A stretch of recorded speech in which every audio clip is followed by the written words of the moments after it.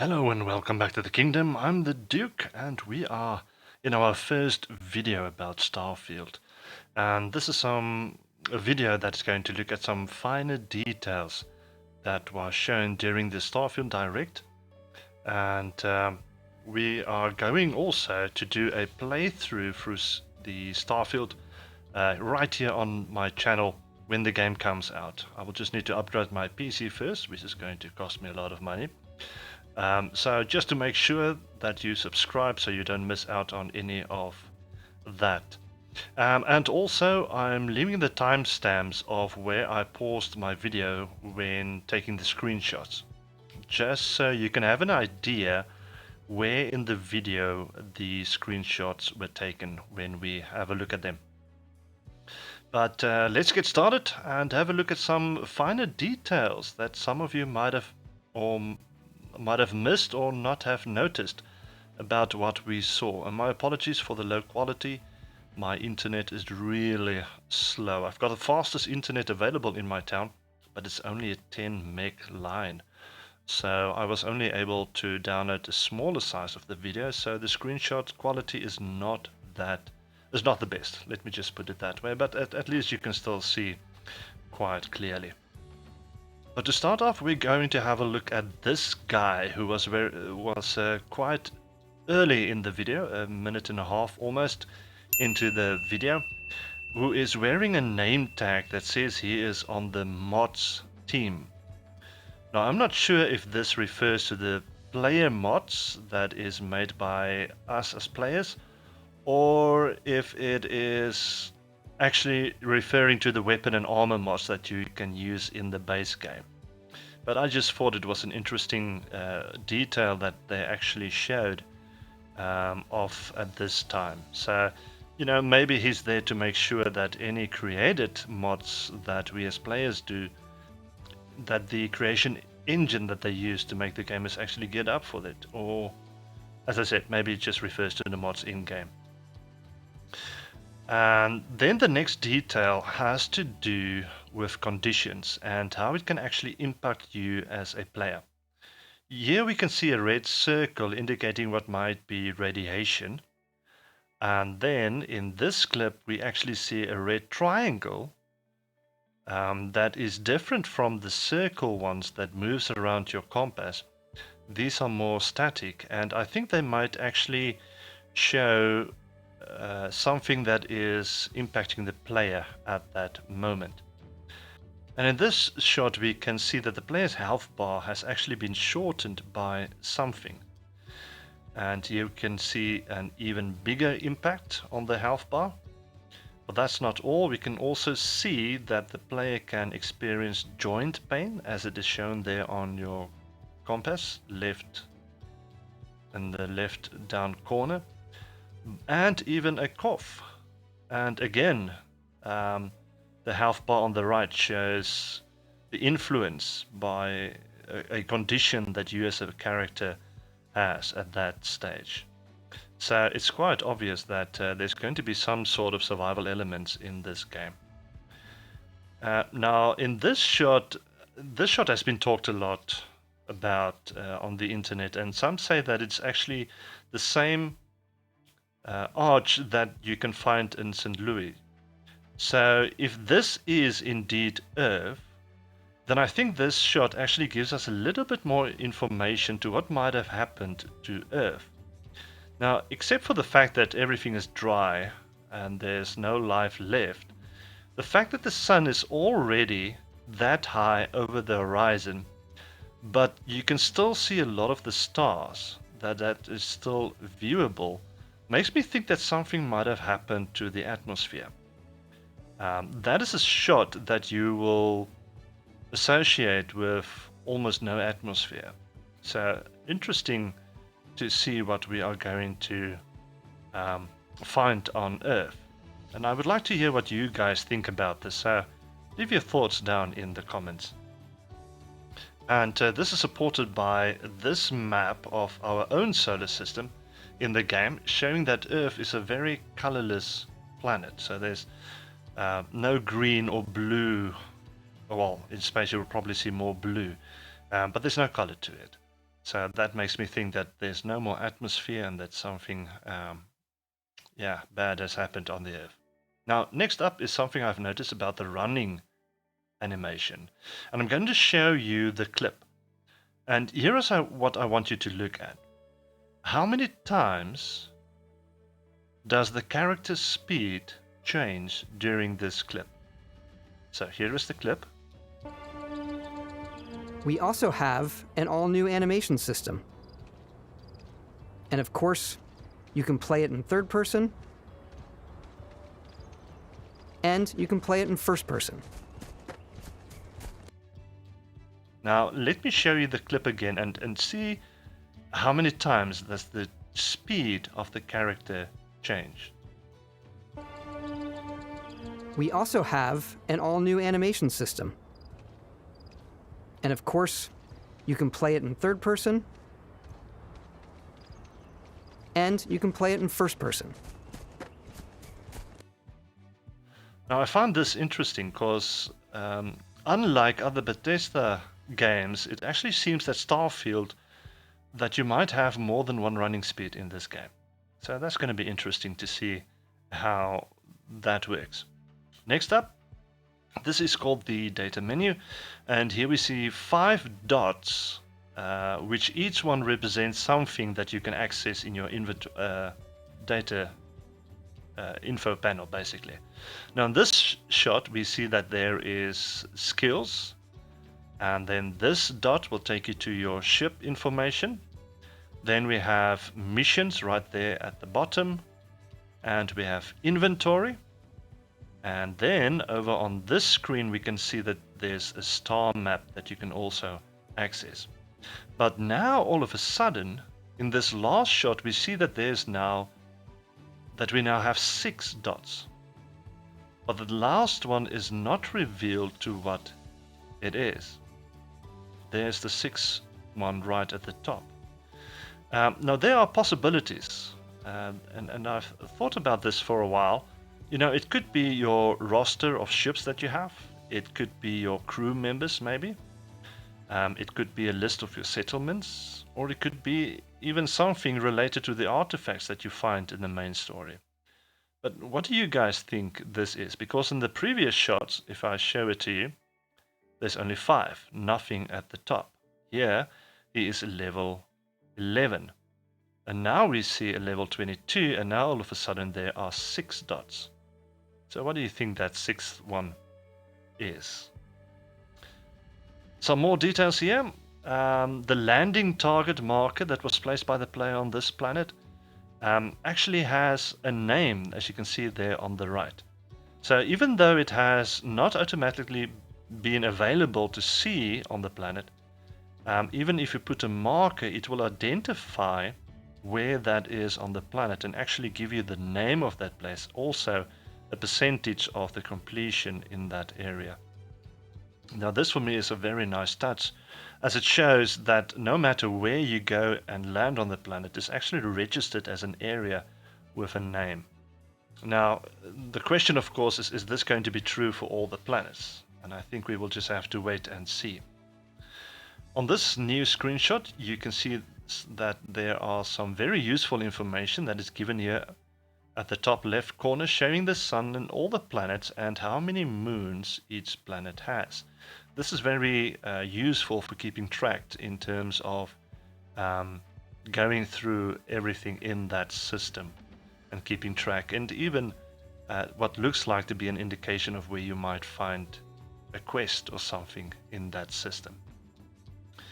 Now I just want to give a shout out to 3 Bethesda employees real quick. And the first one is Maya, who is in this clip, and she introduces the city of New Atlantis. But the reason I want to do a shout out is thanks to the color of her hair, which is, if you look at the next clip, it is a very good introduction to the color scheme of the city.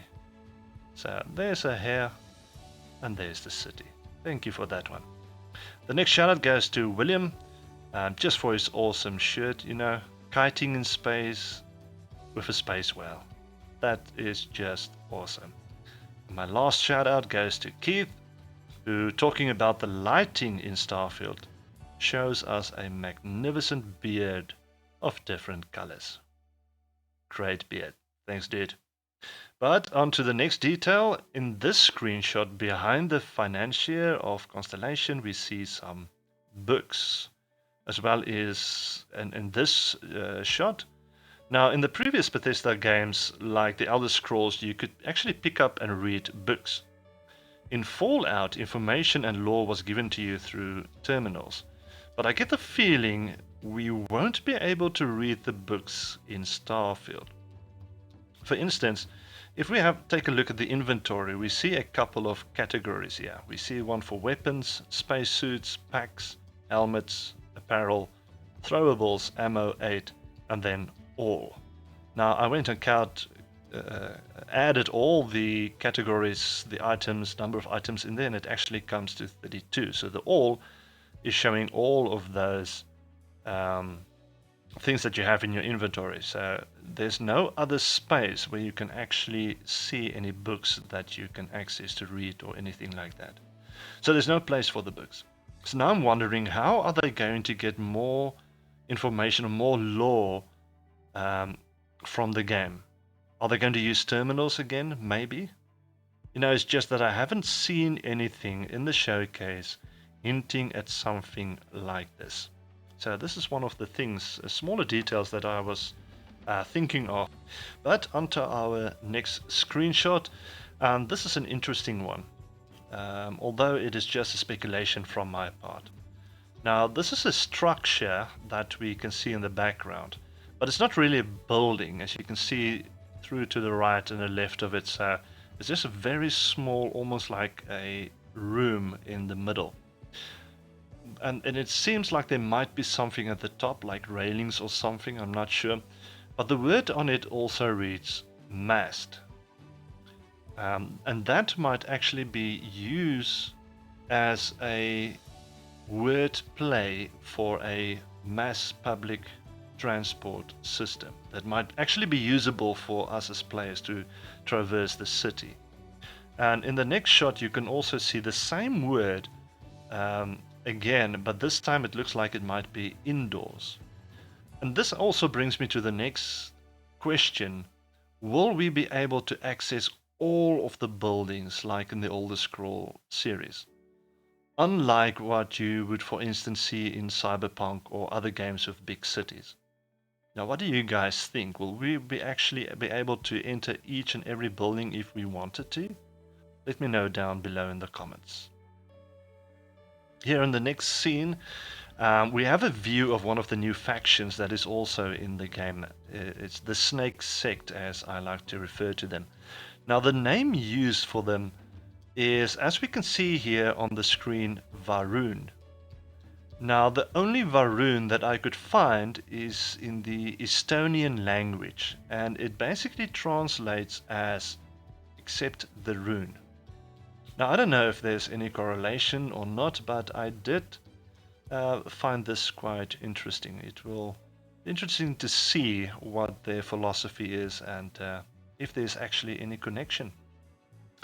And here we have the Red Mile, also a new place that was introduced during the show.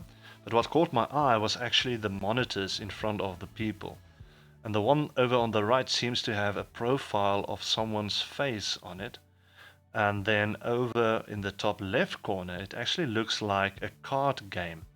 And I'm wondering if this might be gambling and whether we as players will be able to gamble as well. It's just a thought, as we have seen gambling in a previous Bethesda game. So wonder what this place is going to be like. Now the next is the beach scene. The first one, actually, there's two. But this one is showing a pose that I also saw from one of the crew members on your ship. Now what is a little bit worrying is that these poses, if you look at the clips, also at the one on the other beach scenes later on, the poses seem to be very static. Even while the robot in the background is moving, walking away from the person, from the man, he stays static in that pose, which seems a little bit unnatural, especially for that pose. The others did not create that much of a worry, as they were just sitting very, very still, but it does make you wonder. And just a note here with the women, it seems that the bathing suits have not changed much into the future, but compared to the other beach scene later in the show, it does seem that all of the bathing suits for men and women were all made from this exact same fabric and pattern. So modders are probably going to change that really quick. But when it comes to the skills, or rather how they are represented, all of these icons appear to be embroidered patches, which I find quite interesting. If I go to the next shot here, you can see it much more clearly. And this reminds me a lot of the Boy Scouts badges that you get when you have mastered a skill, for instance. And we can also clearly see the badges that is stitched onto some of the in-game clothing or armor or outfits that people are wearing. And this also makes sense when you will get a patch with your watch when buying the special but expensive bundle of the game. Next up, some more fine detail in the character creation window that shows that you will indeed be able to change your looks later in the game. I just wonder if this actually includes your background and traits as well, or is it just going to be your looks? I've also heard some complaints that the character creation does not look like a very in-depth character creator, but these two next two slides actually show that you can go into much more detail in creating your character. For instance, this one that shapes it into thin, wide, round square, and also this slide, which was only shown for a split second, but it clearly shows the extra adjustment sliders that you have, and in this case for the mouth. So there will be extra adjustments that you can make. As you can see there, it says refine, so it actually allows you to go into much more detail. Now, just as a side note, I've heard a lot of people saying that they want to do the piracy thing in-game, but me, I'm going to do a bounty hunter on my playthrough right here on this channel. And yes, I am going to look for a long coat to go with my outfit. And same with the character creation, I just wonder if what your character looks like is going to have an impact on what your parents are going to look like if you were to choose that trait. Just so that at least it looks like you are family, but probably maybe not. Next up, if you choose the wanted trait, mercenaries will occasionally show up to try and capture you. Now, this makes me wonder, if they fail and you actually kill all of them, can you claim their ship? Because if you can, this might be a very, very lucrative trait to actually pick. Because every time you take a ship, you can just sell it at one of the vendors and make a lot of money that way. Now this detail I think is a lot more obvious, and it shows a green, orange and red bar as an indication of how easy or hard the dialogue option is to succeed. And if it is successful, the plus points gets added to this persuasion bar at the bottom, which when it fills up totally, you win the persuasion minigame. Another fine detail, this time when it comes to shipbuilding, is that your ship has to be flight ready for you to be able to take it for a spin. For instance, if it has no engine or cockpit, then you won't be able to fly it, and it will show this warning sign at the bottom right, indicating how many crucial parts is actually missing for flight. When it comes to your crew, it was interesting to see that right there at the bottom where it says security mini bot was actually counted as part of your crew. And I think it might be this little guy that we see in a later shot as well. But how do you get him? Do you buy him? Do you build him? And if he counts towards your crew, then surely you can take him with you on missions. And that makes me think, if he's going to take a crew slot, are there any limit at how many crew members you can actually have in general? That is something interesting to think about. Now, you probably heard about this one already, but the plant in the screenshot looks a lot like the Nirnroot from the Elder Scrolls games. This shot shows that your ship cargo hold is holding 486 out of 430. So it is actually holding more than it is supposed to be able to hold. But it still allows you to make a jump through space. And they could change this or not, as I'm not sure how their system works. But for instance, in Skyrim, when you were over encumbered, you could not fast travel. Now in this screenshot, it shows a hectic dog fight with the Crimson Fleet in space. And I'm just wondering, will I actually be able to use a joystick to fly my spaceship?